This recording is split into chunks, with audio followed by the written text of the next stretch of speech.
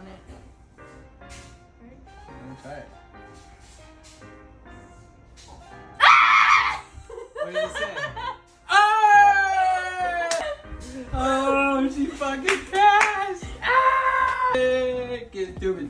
Get it crazy. Hello you guys, welcome back to my channel. I have been meaning to film this video for quite some time now, but we are finally getting around to it. Today I'm going to be talking about how I passed the NCLEX in 85 questions, which if you're not familiar with the next generation NCLEX, the minimum amount you need to take to pass the NCLEX is 85 questions, and I think the max is like 145 now. So I did pass on the minimum somehow, some way, but today I'm going to be talking about everything that I did leading up to that moment. So first things first, I graduated nursing school in the middle of January. I took my NCLEX on the 29th of January, so about a month and a half after I graduated, and I started studying pretty much a week after I graduated, but not like hardcore studying. Like I was just doing like 30 practice questions a day, like nothing major, until like 3 weeks leading up to my exam, and that's when I started like hitting it hard, honestly. And I did a lot of research on how to study for the NCLEX, kind of comparing methods that people use, because I know that UWorld is very popular and Archer is now very popular as well, and so are the Mark Klemek lectures. So I wanted to take all of that into account and kind of think what I wanted to actually use, because obviously I'm not going to buy both of those resources. At least for me, that wasn't like financially feasible. After doing my research, I decided on Archer because it was a lot cheaper, and a lot of people said that Archer's questions are very similar to how they look on the NCLEX, which I can confirm that is very true. If I remember correctly, even the color kind of looked the same on the NCLEX, but like the general information that they give you in each question, it's very vague, and it's not like a big long paragraph, except for the case study questions. Those are insanely long. They give you so much information, and then you have to answer like a few questions after each case study. Most of the questions are just like a simple sentence, and then they give you like the 4 answers, or some of them are select all and apply, but they look very similar to what I saw on Archer. I went with the 90-day Archer package, which includes the videos as well as the QBank for Archer. However, I decided early on that I did not want to use the videos on Archer because I was going to be listening to the Mark Klemek lectures, and I felt like it was too much to do both. Essentially, once I bought Archer, I decided that I wanted to first take their readiness assessment, which that thing took me so freaking long because it went up to 150 questions. I know it's a minimum of 85 because my friend took it and she took it in 85, but mine went all the way up to 150. I ended up getting like 40%, and I was like, holy shit, I'm gonna fail. But I actually passed that readiness assessment, so I don't really know how to grade that. Anyways, after I took that was kind of like my starting point of studying. Like I said, for a couple of weeks I was doing like 30 practice questions a day, not very many, and then once it was 3 weeks before my NCLEX, I decided to use the NCLEX study plan that Archer actually created. They have like a 3-week one, I think they have like a 6-week one, a month one, so you kind of decide which one you want to use based on how much time you have. But I used a 3-week one, which basically said like every day you're gonna take 85 practice questions, or sometimes it would say take a CAT exam or readiness assessment, which I loved Archer for that. I loved their CAT exams and their readiness assessments. They were pretty hard, but I feel like it gave you a very good understanding of how well you're going to perform on the NCLEX. It says before you take the CAT exam that this is not a good indicator of whether or not you're going to pass the NCLEX, but rather the readiness assessments are. So basically, if you pass 4 or 5 readiness assessments in a row with a high or very high score, then you're like 99% likely to pass the NCLEX, which I did. I took like 6 readiness assessments, and all of them I got high or very high on. So I was kind of confident after doing that I was going to pass the NCLEX in the first try, but I was still very nervous, obviously. I pretty much stuck to my 3-week schedule of doing the practice questions and also the readiness assessments and CAT exams. But with that 3-week study plan, I didn't use their videos. Instead, I supplemented with the Mark K lectures. I pretty much just did them in order, and I'll put on the screen what my exact study schedule looked like. With those Mark K lectures, I didn't take my own notes. I used the notes that are actually on that file, so I pretty much just pulled them up on my iPad, and I would like look at them while I'm listening to the lecture, or sometimes I wouldn't even look at them while I'm listening to the lecture. Sometimes I would do other things like drive or like do laundry or whatever while I'm listening to the lecture, because I just hate listening to something and not being able to see it. So I feel like I need to like multitask when I'm listening to things. Anyways, that's besides the point. I did end up listening to all of the lectures. I know some people say like the last one is the most important, but I felt like all of them held helped me, especially the psych one, because my NCLEX had a lot of like psych meds. There were some like OB questions on my exam, and the Mark K lectures definitely helped me on that as well. And then the prioritization and delegation, his last lecture, that helped me a lot, like being able to prioritize patients, just how to answer questions on the NCLEX, because I feel like that is very important, and that is like one of the main things you need to learn to know how to do to take the NCLEX, because there's so much information to know. You're not going to know everything. Being able to understand how to look at a question and kind of honestly guess based on the information that they give and then like the answers that you have. I felt like on the NCLEX, a lot of them I would eliminate 2 answers and then I had like 2 left, and I was just kind of going between those 2. Also, I will say it took me a long time to do those 85 questions on the NCLEX, because I told myself I'm gonna take my time, because often on the Archer exams I would catch myself going too fast, and then at the end I would see like an answer that I got wrong and I'd be like, oh, I read that wrong, or like I missed that in the question. So I made sure on the NCLEX to read each question twice and just go slow when picking my answers, and I felt like that definitely helped me out. Also, I wanted to mention that definitely everyone studies differently, and so many people pass the NCLEX. My way is definitely not superior to others, but I felt like it worked for me. One of my friends did pass and she didn't study very much, so there's that. But I have always felt like throughout nursing school that I need to like overstudy to do well on exams, so that's kind of what I try to do for this NCLEX. But I've heard a lot of people say like to study longer than what I did, so I don't know. I think I studied plenty. Also, my school did have the Hearst review for 3 days, and I don't know if that necessarily helped me that much, honestly, because it was like an 8-hour review and we had to go in class, and they pretty much just taught us a summary of like everything that could be on the NCLEX, and we like went through this whole booklet and filled it out, but I never once looked back at that book in my notes, so I don't know how much that helped me, but I figured I would mention that because I did also have that Hearst review, and that was like the beginning of January. Also, I wasn't strictly just studying. I did have some work days in January, so while I was at work I would try to do at least 30 practice questions, and I guess those were the only days that I didn't do the 85 practice questions. I would just do 30 because I feel like I didn't want to kill myself doing 80 questions at work during a 10-hour shift or 12-hour shift, whatever I had to do. So there's that. I did also have 1 day of a break, I think, where I just didn't do any studying during my 3-week period. Okay, now I wanted to talk about the day of the NCLEX exam, because I feel like you never really know what to expect going in. I did take it at a location near my house. I actually had it scheduled for the 31st, and it was at a location that was like 30 minutes from my house. I was trying to look every day and see if there was availability at the location closer to my house, because all I saw was like February openings, and I really wanted to take it in January because I was going on a trip the first week of February, so I wanted to make sure I got it done before then. So yeah, I originally had it scheduled on the 31st, but then I looked literally 2 days before the 29th, and I was like, oh my god, they have a time on the 29th at 1 p.m. is what time they had. I was like, should I just reschedule it? I feel ready. Oh, actually, I wanted to mention, I woke up this morning literally thinking about my dream that I had, and it was that I rescheduled the NCLEX for 2 days sooner. I kid you not. And I was like, okay, I need to check and see if there's an availability, and lo and behold, there was. And so I was like, okay, I feel like this is a sign from the universe that I need to reschedule it 2 days earlier. Plus, 2 of my friends had already taken and passed the exam, so I was like ready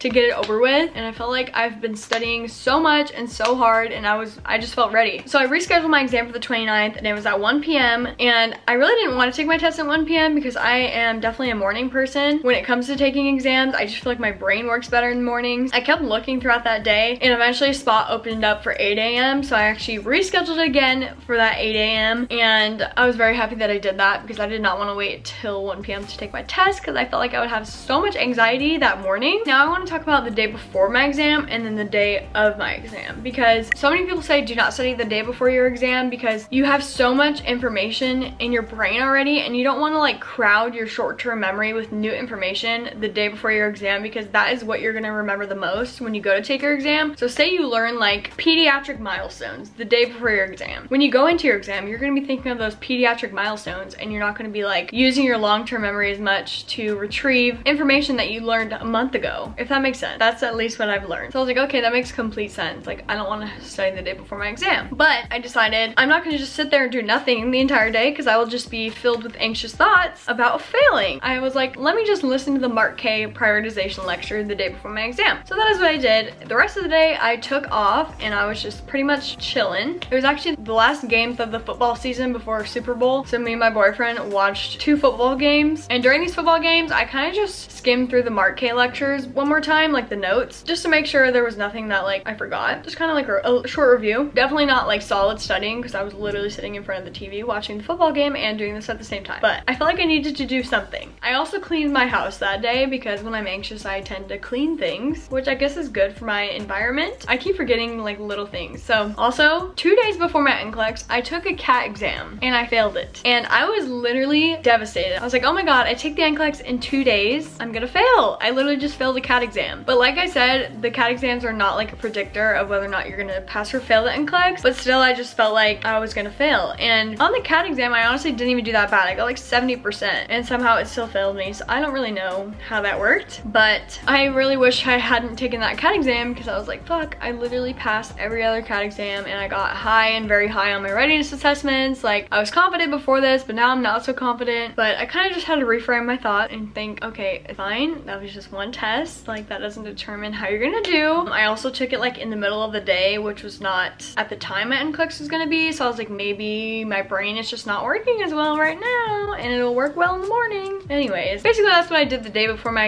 exam. I pretty much just chilled and then did the Mark K lecture. The day of my exam, I made sure to wake up with plenty of time. I think I woke up at 5 and then my exam was at 8 and it was only like a 10-minute drive from my house, so I wasn't very worried about that. But I wanted to consider like traffic, parking. I wasn't sure exactly where the building was. I was looking on TikTok and people were saying they arrived an hour early to their testing center just in case. So I was like, I'm gonna do the same. So I planned to leave my house at 6:45. I also, the night before, I made some overnight oats. That way I had a breakfast ready for me in the morning because I need to eat breakfast before I go and take an exam or else my stomach will be like yelling at me. Also, I made sure to make my coffee in the morning, pretty much keeping the same routine that I do before every test in nursing school. I made sure to do a 5-minute meditation in the morning. I always did that before every test in nursing school. I wrote out some affirmations like, I am so happy I passed the NCLEX. I am so happy I'm a nurse, blah, blah, blah, like just manifesting passing my exam. But basically when I arrived at the testing center, I was there an hour early exactly, and it was super easy to find parking. There was absolutely no traffic. I feel like the stars were aligning. It was sunny, which the days before it had been really cloudy and rainy, and so I was like so happy that it was sunny. So basically I just sat in my car and meditated and did my affirmations, and then I also ate my overnight oat in my car. I recorded a video of how I was feeling. So basically when it was time to go inside, all I brought was my ID and my car keys. I even left my phone in my car because you're just gonna leave it in a locker anyway, so it didn't really matter for me to bring it. So I walked into the testing center, they had me grab a number and sit down, and then basically when it was my turn, they called me up, they asked for my name, I had to do fingerprinting, and then they actually asked me to take my hair clip out of my hair and I had to put in a hair tie. I think they might think that you're gonna hide something in your hair. I don't really know what the purpose of that was, but when you're going in to take your NCLEX, make sure you don't wear a hair clip. I also wore pink for good luck. Once it was time to take my test, they like took me inside. You have these little barriers in between each seat, and then it's just the computer. They have you log in, and then you like read the rules, you press accept, and then basically your test starts. And they give you noise canceling headphones and earplugs, so you can wear either of those. I did wear the noise canceling headphones, and I could hear my heart beating so loud the entire test, but I tried to breathe through each question and like literally slow my heart rate down, and I felt like that kind of helped. But then the further I got along in the test, I was like more stressed because I was like, holy shit, it's taken me so long. I think it almost took me 3 hours to take the 85 questions. I don't know what I would have done if it went up to 145 because I think I would have timed out, because they give you 5 hours and it took me 3 hours to do the 85. But basically I just prepared myself at the end of my test. Okay, don't expect it to show off at 85, because if you do and it goes past 85, you're gonna have a literal meltdown. So just pretend like it's gonna go up to 145. Just prepare mentally for that, and that is what I did. And the whole entire test, I literally thought I was failing. Like, it was so freaking hard. I think I was confident on probably like 10 questions at the most, where I was like, okay, know this answer. Most of them were insanely hard, and I was either going between two, or I like literally just guessed or made an educated guess, used my testing strategies that I know. I feel like you can prepare so much for this exam, but literally just have the most random questions. Like, I had a lot of sickle cell anemia questions randomly, and that probably means that I was doing badly on them, because I know that if you do badly on a question, they're gonna give you more of those questions. So yeah.